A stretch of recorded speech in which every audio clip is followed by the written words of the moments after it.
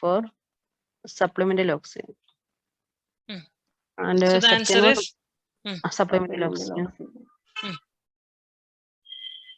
The correct answer for this is supplemental oxygen. So sickle cell anemia in the anemia, it is a type of anemia, whereas RBC shape sickle shape. Sickle shape no one. What is a sickle shape? Sickle no na arivalu. Okay. Up normal RBC shape on a first picture laganichikinada. Randamata picture laganichikinada abnormal aitula RBC shape. മനസ്സിലായോ? Okay, അപ്പം ഇങ്ങനെ abnormal ആയിട്ടുള്ള RBC കാരണം എന്ത് സംഭവിക്കും? ഈ abnormal RBC ആ രണ്ടാമത്തെ പിക്ചറിൽ കാണിച്ചിട്ടുണ്ട്. ആ അബ്നോർമൽ RBC കാരണം എന്തോ സംഭവിച്ചേ? ക്ലോട്ട്സ് ഉണ്ടായേക്കുന്നുണ്ടോ? രണ്ട് അബ്നോർമൽ RBCs ഒരുമിച്ച് ജോയിൻ ചെയ്തിട്ട് ക്ലോട്ട്സ് ഉണ്ടാവും. അതെവിടെയാണ് ഈ ക്ലോട്ട്സ് ഉണ്ടാവുന്നത്? നമ്മളുടെ കയ്യിലും ഈ ജോയിന്റ് ഏരിയ ഉണ്ടല്ലോ, ആ ഏരിയയിലായിരിക്കും എപ്പോഴും ഈ ക്ലോട്ട്സ് ഉണ്ടാവാനുള്ള ടെൻഡൻസി കൂടുതൽ.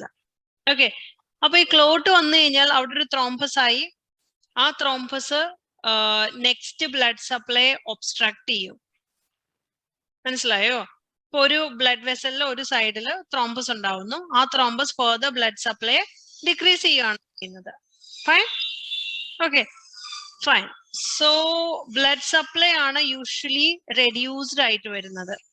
So what you need to do is you have to hydrate. Hydration ചെയ്യുമ്പോൾ ഈ ക്ലോട്ട് എന്ത് ചെയ്യും? അവിടെ നിന്ന് ഡിറ്റാച്ച്ഡ് ആയിട്ട് മൂവ് ചെയ്ത് പോകാനുള്ള ഒരു ടെൻഡൻസി ഉണ്ട്. അപ്പൊ ഹൈഡ്രേഷൻ നല്ലതാണ്. രണ്ട്, ഇവിടെ ഓക്സിജനേഷൻ പ്രോപ്പർ ആയിരിക്കില്ല, അതുകൊണ്ട് നമ്മൾ എന്ത് ചെയ്യണം? ഓക്സിജനേഷൻ ഇൻക്രീസ്ഡ് ആക്കണം.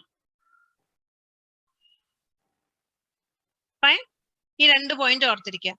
And plus you can administer medication. What medication can be given in this situation? ഏത് മെഡിസിൻ ആണ് നമ്മൾ കൊടുക്കേണ്ടത്? ഇവിടെ മെഡിസിൻ ഫോക്കസ് ഇതാണ്. ഈ ത്രോംബസ് ഉണ്ടായി, ഇപ്പൊ നിങ്ങൾക്ക് ഈ പിക്ചറിൽ കാണാം ത്രോംബസ്.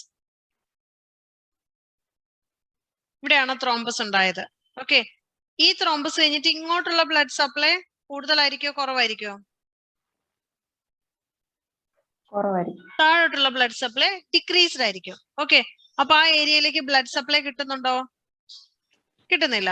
ബ്ലഡ് സപ്ലൈ ഭയങ്കരമായിട്ട് കുറവായിരിക്കും. അങ്ങനെ ബ്ലഡ് സപ്ലൈ ഡിക്രീസ്ഡ് ആയി കഴിയുമ്പോൾ ആ ഏരിയയിൽ ഹൈപ്പോക്സിയ ഉണ്ടാവും, നെക്രോസിസ് ഉണ്ടാവും. ഓക്കെ, ലേറ്റർ ഓൺ അത് നെക്രോസിസ്, മേജർ നെക്രോസിസിലേക്ക് ലീഡ് ചെയ്യുന്നു. അങ്ങനെ നമ്മളുടെ ബോഡിയിൽ അല്ലെങ്കിൽ നമ്മളുടെ ടിഷ്യൂസിന് ഓക്സിജൻ കിട്ടാതെ വരുമ്പോൾ ഉണ്ടാകാവുന്ന ചേഞ്ചസ് ആണ് ഇസ്കീമിക് ചേഞ്ചസ്. അത് ഭയങ്കര വേദനയുള്ളതാണ്. വളരെ സിമ്പിൾ ആയിട്ട് പറയുകയാണെങ്കിൽ, BP എടുക്കുമല്ലോ, നമ്മുടെ കയ്യിൽ BP എടുക്കത്തില്ലേ? BP എടുക്കുമ്പോൾ BP കഫ് ഇൻഫ്ലേറ്റ് ചെയ്യും. BP കഫ് ഇൻഫ്ലേറ്റ് ചെയ്യുമ്പോൾ നിങ്ങൾക്ക് എന്തൊക്കെയാ ഫീൽ ചെയ്യണേ? വേദനയുണ്ടോ? ഒരു ഇങ്ങനെ വലിഞ്ഞു മുറുകി ഒരു പെർട്ടിക്കുലർ അത് അങ്ങനെ തന്നെ വെക്കുവാണെങ്കിൽ ഭയങ്കര വേദനയായിരിക്കും. മനസ്സിലായോ? Yes. So BP cuff inflate ചെയ്യുമ്പോൾ ഉണ്ടാവുന്ന blood vessel construction and decreased blood supply, അത് തന്നെയാണ് ഇവിടെ ഉണ്ടാവുന്നത് ബിക്കോസ് ഓഫ് എ ത്രോംബസ്. മനസ്സിലായോ? So what you need to do is, pain അല്ലേ ഇവിടെ ഉണ്ടാവുന്നത്, സിവിയർ പെയിൻ. സോ ആ pain need to be treated.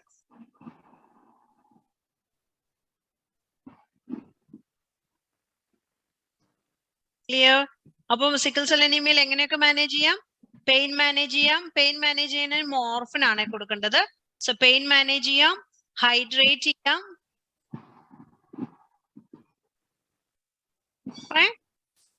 Pain management, hydration. Blood transfusion വേണോ? അബ്നോർമൽ RBC അല്ലേ, അപ്പൊ ഉറപ്പായിട്ട് നല്ല RBC കൊടുക്കണമെങ്കിൽ ബ്ലഡ് ട്രാൻസ്ഫ്യൂഷൻ കൊടുക്കണം. സോ ബ്ലഡ് ട്രാൻസ്ഫ്യൂഷൻ കൊടുക്കുക. ഇത് ആരിലാണ് കൂടുതലായിട്ടും കാണുന്നേ? ആരിലാണത് ഏറ്റവും കാണുന്നത്? കുഞ്ഞുങ്ങളിലല്ലേ?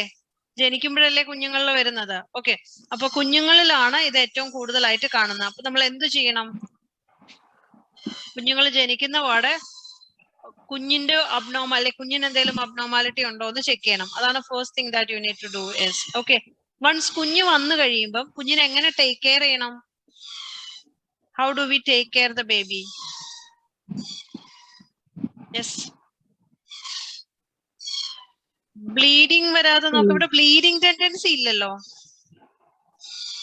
ബ്ലീഡിംഗ് ടെൻഡൻസി ഇല്ല. പിന്നെ വേറെന്തേലും? Yes, blood transfusion or IV fluid infusion. Infections വരാനുള്ള ചാൻസ് കൂടുതലാണ്. Yes, that can be treated. Then വേറെന്തെങ്കിലും?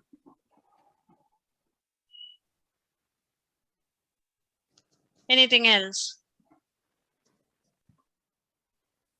ഈ കുഞ്ഞിന് ഈ ത്രോംബസ് ഫോം ചെയ്യാനുള്ള ചാൻസ് ഒരുപാട് കൂടുതലായിരിക്കും. മനസ്സിലായോ? ത്രോംബസ് വരാനുള്ള ടെൻഡൻസി ഒരുപാട് കൂടുതലായിരിക്കും. ക്ലിയർ? അപ്പൊ അത്രയും പോയിന്റ്സ് ആണ് കേട്ടോ പ്രത്യേകം ശ്രദ്ധിക്കേണ്ട ഒരു കാര്യം. Okay okay fine. ഈ കുഞ്ഞിന് സൈക്ലിംഗ് കൊടുക്കാമോ? സൈക്ലിംഗ്. ഈ കുഞ്ഞ് വലിയതായി കഴിയുമ്പോൾ സൈക്ലിംഗ് കൊടുക്കാമോ? സൈക്ലിംഗ് കൊടുക്കുമ്പം സൈക്ലിംഗ് ചെയ്യുമ്പം കാലിങ്ങനെ മടങ്ങി മടങ്ങിയല്ലേ പോകുന്നേ ജോയിന്റ്സ്. അപ്പൊ ജോയിന്റ്സിന് അവിടെ പെട്ടെന്ന് ത്രോംബസ് ഫോം ചെയ്യും. കാരണം നമ്മൾ കാല് മടങ്ങുന്നതിനനുസരിച്ച് ഇപ്പൊ കുറെ സമയം നിങ്ങൾ ഒരു കസേരയിൽ ഇരിക്കുകയാന്നിരിക്കട്ടെ, അപ്പൊ ലോവർ ഏരിയയിലേക്കുള്ള ബ്ലഡ് സപ്ലൈ എങ്ങനെ ആയിരിക്കും? കൂടുതലായിരിക്കോ കുറവായിരിക്കോ? കുറെ സമയം നിങ്ങൾ ഇരിക്കുമ്പോൾ കുറവായിരിക്കും. അപ്പൊ അവിടെ പെട്ടെന്ന് ഈ പറയുന്ന ത്രോംബസ് ഫോം ചെയ്യാനുള്ള ചാൻസ് കൂടുതലാണ്. അപ്പൊ they have to keep their extremities extended. Flexion ഇവിടെ ഒരു കാരണവശാലും ചെയ്യരുത്. അപ്പൊ എക്സ്റ്റെൻഡഡ് ആക്കി വെക്കണം, ഫ്ലെക്ഷൻ അവോയ്ഡ് ചെയ്യുക, ആൻഡ് ദെൻ സ്ട്രെയിനിയസ് ആക്ടിവിറ്റീസ് എല്ലാം അവോയ്ഡ് ചെയ്യുക. ഓക്കെ, സ്ട്രെയിനിയസ് ആക്ടിവിറ്റീസ് അവോയ്ഡ് ചെയ്യുന്നതിന്റെ കാര്യം, ഒരുപാട് സ്ട്രെയിനിയസ് ആക്ടിവിറ്റീസ് ചെയ്യുമ്പോൾ കാലിലേക്കുള്ള ബ്ലഡ് സപ്ലൈ ഒരുപാട് കൂടുതൽ വേണം. അതില്ലാതെ വരുമ്പോൾ ഉണ്ടാകാവുന്ന കോംപ്ലിക്കേഷൻസ്, ബ്ലഡ് സപ്ലൈ ഡിക്രീസ്ഡ് ആയി കഴിഞ്ഞാൽ എന്ത് പറ്റും? ഹൈപ്പോക്സിയ, ഇസ്കീമിക് ചേഞ്ചസ് ഒക്കെ വരാം. അത് പ്രിവെന്റ് ചെയ്യാനായിട്ട് ശ്രദ്ധിക്കുക. Okay fine. Sickle cell anaemia, it is autosomal recessive disorder where shape of the RBC is changed into comma shape. Okay, rigid ആയിട്ടുള്ള comma shape ലേക്ക് മാറി. So because of this comma shaped RBCs, it get obstructed or it forms a thrombus and that might obstruct in the blood vessel. Clear ആയോ? എന്തെങ്കിലും doubts ഉണ്ടോ? Second question വായിക്കാം. A client with diabetes asks an order for ultrasonography. Preparation for an ultrasound includes first one, increasing fluid intake, second, limiting ambulation, C, administering to an enema, withholding food for 8 hours. So ഏതാണ് വേണ്ടത്? Ultrasonography. D. What is that? D. Withholding food for 8 hours option വന്നു. Increasing fluid intake. Yeah. Limiting ambulation വേണോ? വേണ്ട. Administering enema വേണോ? അൾട്രാസോണോഗ്രഫിക്ക് വേണ്ടിയിട്ട് prepare ചെയ്തൊരു patient ആണ്. Ultrasonography ചെയ്യുമ്പം എന്താണ് ചെയ്യേണ്ടത്? വെള്ളം കുടിക്കണം. വേണോ? വേണം. യെസ്. അടുത്ത question, third question. First one. Yes yes. An infant who weighs 8 pounds at birth would be expected to weigh how many pounds at 1 year? So ഇവിടെ കുഞ്ഞിന് 8 pound ആണ് ബർത്തിൽ. ഓക്കെ, ഒരു ഇയറിൽ എത്ര പൗണ്ട് ഇൻക്രീസ്ഡ് ആവും എന്നാണ് question. Okay, so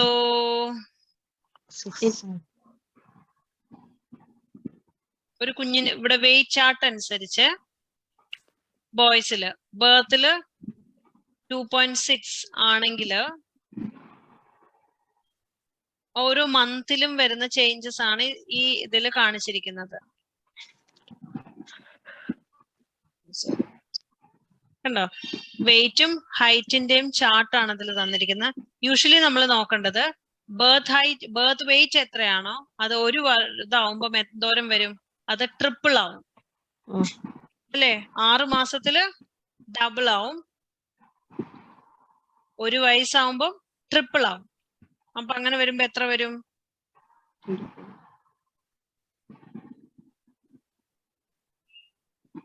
triple 24.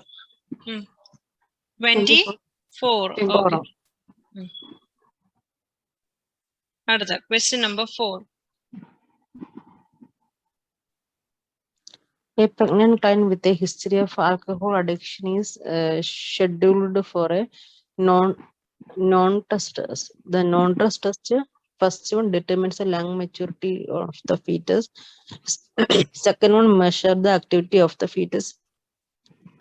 C shows the effort of contractions on the fetal heart rate. Fourth one measures the neurological well-being of the fetus.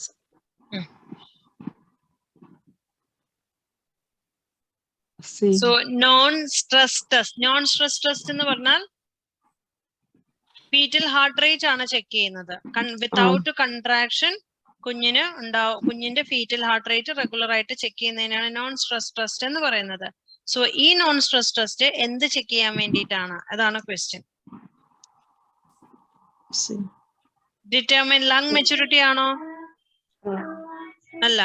Measure the activity of the uterus fetus can be.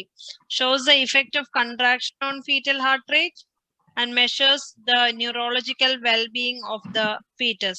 Neurological well-being ആണോ? അല്ല. So measure the activity of the fetus അല്ലെങ്കിൽ show the effect of contraction on. Yes. Measure the activity of fetus. Measure the activity of fetus. Okay.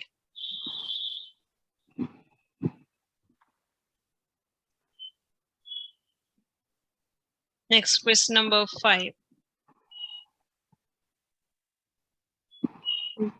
A full-time male has hypospadias. Which statement describe hypospadias? First one, urethral opening is absent.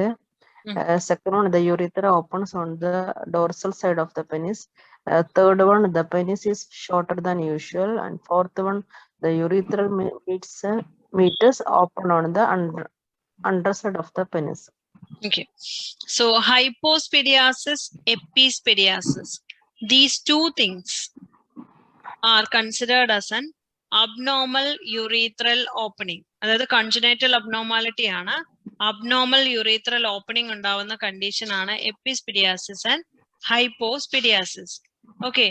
Normal ഒരു urethral opening എന്ന് പറയുന്നത് males consider ചെയ്യുവാണെങ്കിൽ it is the tip of the penis. അതാണ് first പിക്ചറിൽ കാണിച്ചിരിക്കുന്നത്. Okay, അതാണ് normal.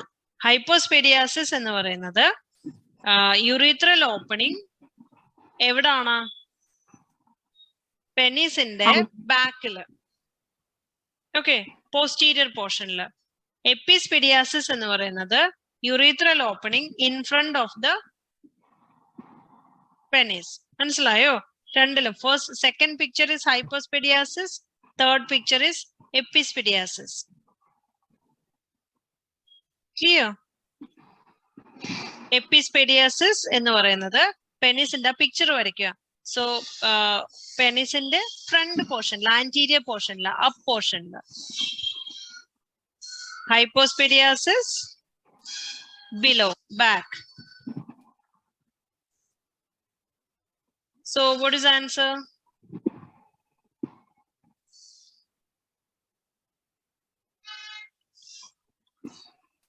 Yes, answer is dorsal. Urethral meatus opens in the underside of the penis. അല്ലേ? അതല്ലേ ഹൈപ്പോസ്പെഡിയാസിസ് എന്ന് പറയുന്നത്. അണ്ടർസൈഡ് എന്ന് പറഞ്ഞാൽ അടിയില്, ബാക്കില്. Okay,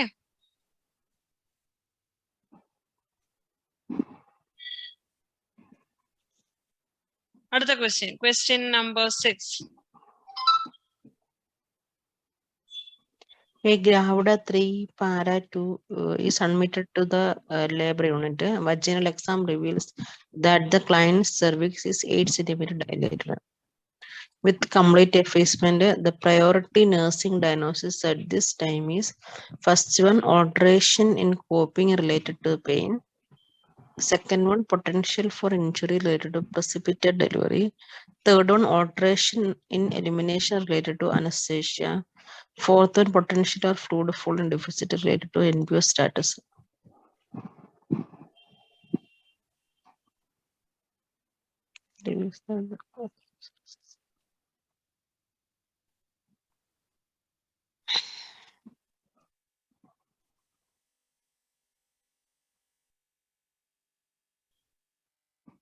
Gravida 3, para 2, admitted in the labor room. Vaginal examination reveals that the client's cervix 8 centimeter dilate with a complete effacement. So priority nursing diagnosis endana. Alteration in coping related to pain ano. And potential for injury related to precipitate delivery, alteration in elimination related to anesthesia, and potential for fluid volume deficit related to NPO status.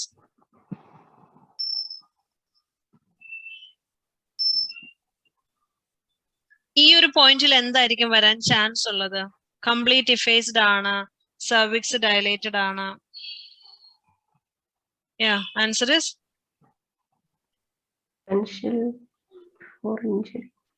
Potential four injury ഒക്കെ ഉണ്ടോ ഇവിടെ? Negative എടുക്കാതെ fluid volume deficit അല്ലേ ഉണ്ടാവുന്നത്? Amniotic fluid പോകുന്നു, bleeding ഉണ്ടാവുന്നു. 1+ the mother is not taking anything orally. അത്രയും point വരുമ്പോ എന്ത് വരും അല്ലേ? D. Yeah. So D is the answer. Okay, fine. അടുത്തത്.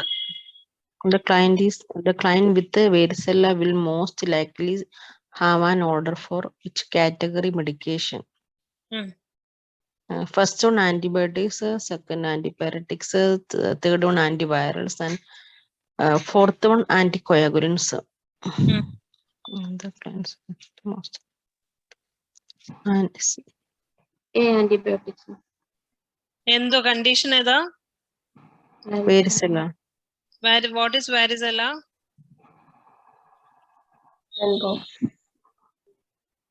varicella എന്ന് പറഞ്ഞാൽ എന്തോ? ചിക്കൻ പോക്സിന് അപ്പൊ പറയൂ, അതെന്തോ വൈറസ് ആണോ ബാക്ടീരിയ ആണോ? What is that? Antiviral. Medication need to be given, that is antiviral. Another question. This is very common thing. Yeah. A client is admitted complaining of chest pain. Which of the following drug orders should the nurse questions? Question meaning പറയാമോ? Client is admitted complaining chest pain at admit ആയി. Which of the following drug orders should the nurse question? ഇതിൽ ഏത് drug ആണ് ഇത് ചെയ്യേണ്ടതെന്ന് follow ചെയ്യേണ്ടത്? Follow ചെയ്യേണ്ടതെന്നാണോ? അതില് which drug should the nurse question? Question ചോദിക്കുന്നത്. Negative or positive? അതായത് what is that? Chest pain ഉള്ള അല്ലെങ്കിൽ ആൻജിന ഉള്ള ഒരു പേഷ്യന്റിന് ഇതിനകത്ത് ഏതോ ഒരു medicine which should not be given. ഏതോ ഒരു മെഡിസിൻ കൊടുക്കരുത്. അപ്പൊ ആ മെഡിസിൻ കണ്ടപ്പം ഇതെന്തിനാ ഈ മെഡിസിൻ കൊടുത്തേ, മനസ്സിലായോ? അങ്ങനെ.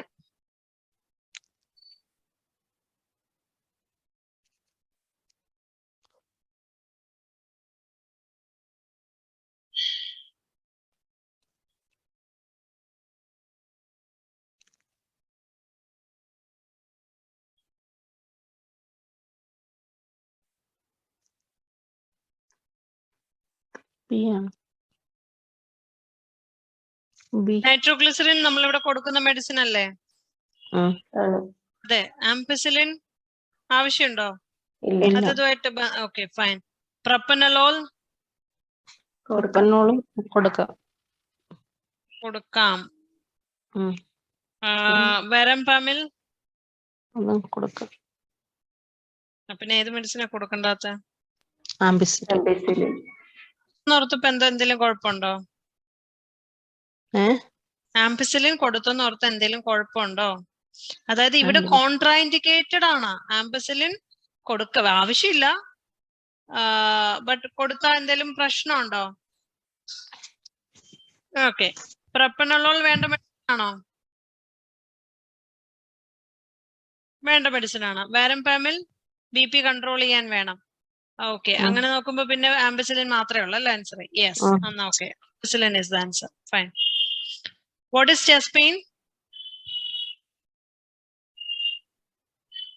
Chest pain എന്തോ? It is angina. Coronary artery disease ൽ വരുന്ന angina. Fine. So angina, yes, cardiac എടുക്കുമ്പോൾ നമുക്ക് ഡിസ്കസ് ചെയ്യാം. Types of angina. Yeah. 9th question. ഞാൻ ടോപ്പിക്സ് ഡിസ്കസ് ചെയ്യുന്നില്ല കേട്ടോ. Which of the following instructions should be included in the teaching for the client with rheumatoid arthritis? First one, avoid exercise because it fatigues the joints. Second one, take prescribed anti-inflammatory medications with meals. And C, alternate hot and cold packs to affected joints. And D, avoid weight-bearing activity. So this is rheumatoid arthritis. Arthritis. ആർത്രൈറ്റിസിൽ വരുന്ന, അതായത് ആർത്രൈറ്റിസിന്റെ choice of treatment ആണ്, അല്ല ആർത്രൈറ്റിസിനെ കുറിച്ചുള്ള teaching ആണ് ക്ലയന്റിന് കൊടുത്തുകൊണ്ടിരിക്കുന്നത്. So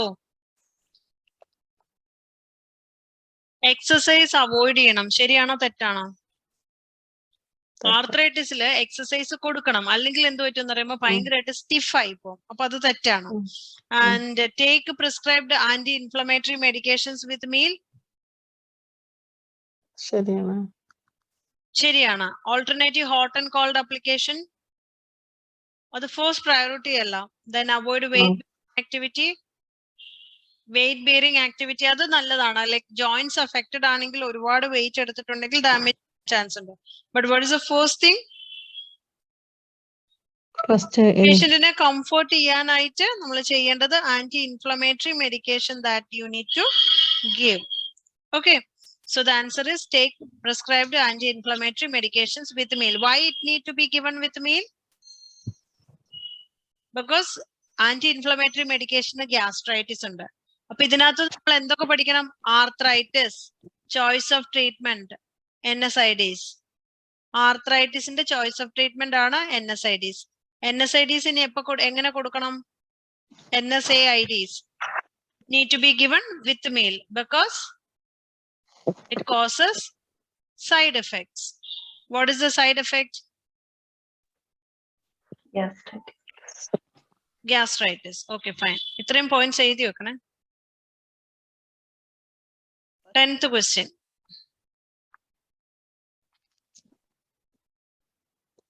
A client with acute pancreatitis with expiring cerebral abdominal pain, which of following order should be questioned by examination?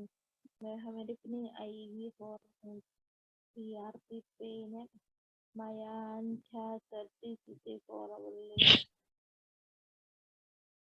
Yes, pancreatitis patient ആണ്, severe abdominal pain ഉണ്ട്. Which of the following order is questioned by the nurse? So ഇതിനകത്ത് ഏത് medicine ആണ് question ചെയ്യേണ്ടത്? That means one of this medication is not safe in pancreatitis.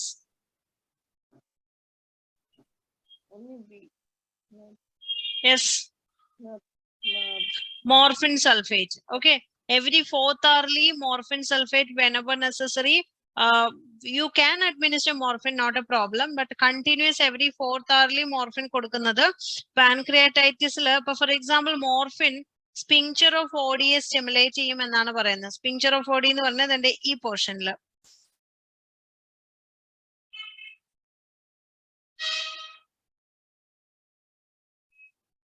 Okay, ഇത് hyper stimulate ചെയ്താൽ പാൻക്രിയാറ്റൈറ്റിസിന്റെ chance കൂടും എന്ന് പറയുന്നു. ബട്ട് അതങ്ങനെ അത്രയും പ്രൂവൺ ആയിട്ടുള്ള ഒരു കാര്യവുമല്ല. ഓക്കെ, അപ്പൊ അതില്ലെങ്കിലും സാരമില്ല. ലൈക്ക് പാൻക്രിയാറ്റൈറ്റിസിൽ മോർഫിൻ കൊടുക്കാം, പക്ഷെ എപ്പോഴും കണ്ടിന്യൂസ് ആയിട്ട് കൊടുക്കുന്നത് will over stimulate the sphincter of body. അപ്പൊ അതുകൊണ്ട് അത് മാക്സിമം അവോയ്ഡ് ചെയ്യുക. ഓക്കെ, അതാണ് ഇവിടെ ക്വസ്റ്റ്യൻ ചെയ്യേണ്ട ഒരു കാര്യം. അടുത്ത question, 11th question.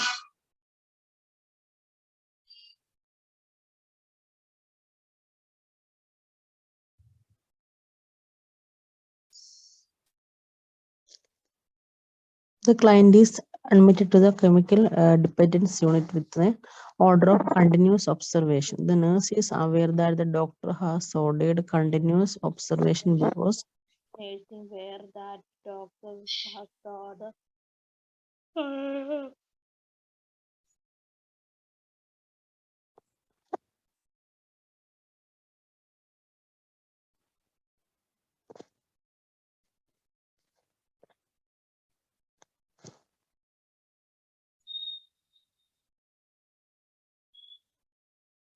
So a client is admitted to the chemical dependence unit with the order for continuous observation. The nurse is aware that the doctor has ordered continuous observation. Endinana. Chemical dependence ulla patient. What is chemical dependence? ഏതെങ്കിലും ഒരു medicine continuous ആയിട്ട് use ചെയ്യാൻ അതിനകത്ത് dependent ആയിരിക്കുക. Okay, അപ്പൊ അങ്ങനെ chemical dependence ഉള്ള പേഷ്യന്റിന് കണ്ടിന്യൂസ് ഒബ്സർവേഷൻ ഇമ്പോർട്ടന്റ് ആണ്. So why is that important? ഒന്ന്, hallucinogenic drug create both stimulant and depressant effect. രണ്ട്, hallucinogenic drug induce state of alteration in perception. Third is hallucinogenic drug produces severe respiratory depression. And fourth is hallucinogenic drug induce rapid physical dependence. Idinathu. Yeah, so what is the answer?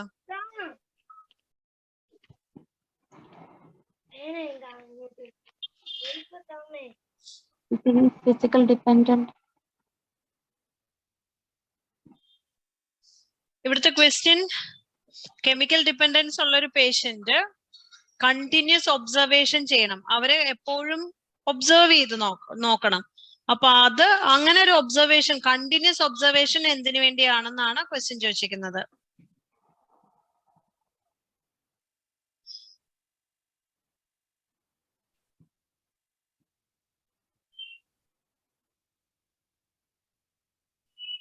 Respiratory depression ഉണ്ടാക്കുന്നുണ്ട്. Almost ഇതിനകത്ത് എല്ലാം okay ആണ്. But continuous observation ആവശ്യമുള്ളതിന്റെ ഒരു basic reason ഇവർക്ക് perception, അതായത് what is perception? എന്തെങ്കിലും ഒരു കാര്യത്തെ തിരിച്ചറിയുക.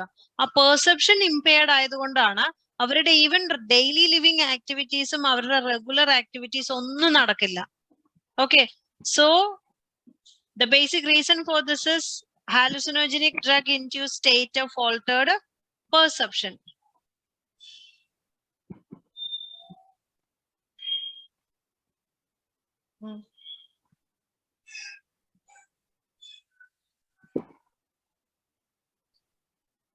So the answer is B.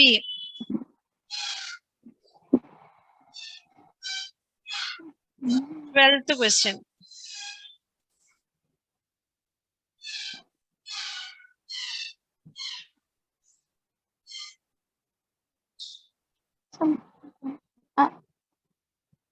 The patient arrives at emergency department complaining of mid-sternal chest pain. Which of the following nursing actions should take priority?